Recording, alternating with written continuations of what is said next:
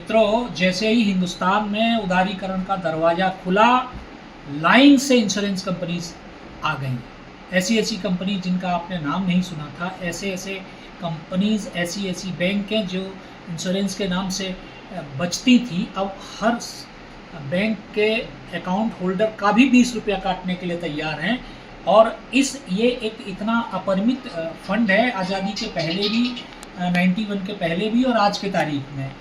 मैं अभय चंडालिया जी से आग्रह करता हूं कि आप ये जो इंश्योरेंस की लिटिगेशंस हैं वो किस तरह आदमी को प्रभावित करती हैं और किस तरह से आप उसमें लोगों की मदद कर सकते हैं, इस पर थोड़ा बताएं। देखिए, जब से इंश्योरेंस का उदारीकरण हुआ, जनरल पब्लिक की अवेयरनेस बढ़ी।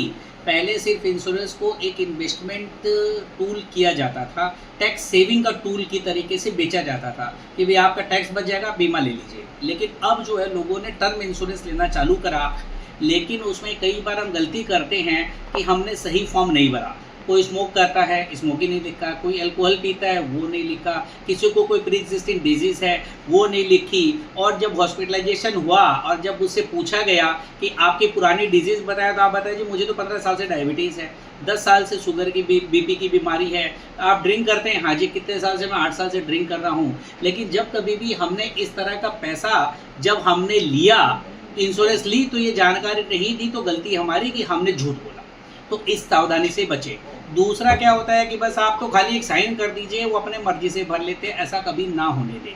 आजकल तो कई कंपनियां मेडिक्लेम भी करवाती है, उनको चेक कराती है सारे पैरामीटर सही हैं कि नहीं, तभी विश्वास करते हैं। तो ईमानदारी के साथ में अगर आप करेंगे तो आपके क्लेम रिजेक्ट नहीं ही होंगे। लेकिन इन सब के बावजूद भी कई कंपनियां की पॉलिसी है कि भैया रिजेक्ट कर दो ताकि कंपनियों को पैसा ना देना पड़े, उनका प्रॉफिट बढ़ जाए। तो उसके लिए आपको अगर शिकायत करनी हो तो ओम्बड्समैन है, आप वहां पे जा सकते हैं। शेयर समाधान हमारी जैसी कंपनियों के पास भी आ सकते हैं, क्योंकि हमें पता है कि राइट टाइम पे राइट जगह के ऊपर में अगर शिकायत करेंगे तो उसका समाधान मिल जाएगा। आप स्केलेट कर सकते हैं, कंज्यूमर फोरम के अंदर में उनकी शिकायत कर सकते हैं। आपका अगर जेन्युइनिटी है तो आपको क्लेम जरूर मिलेगा।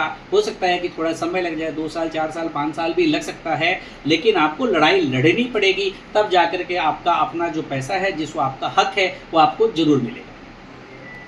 बहुत बहुत धन्यवाद। मैं आखिरी और सबसे महत्वपूर्ण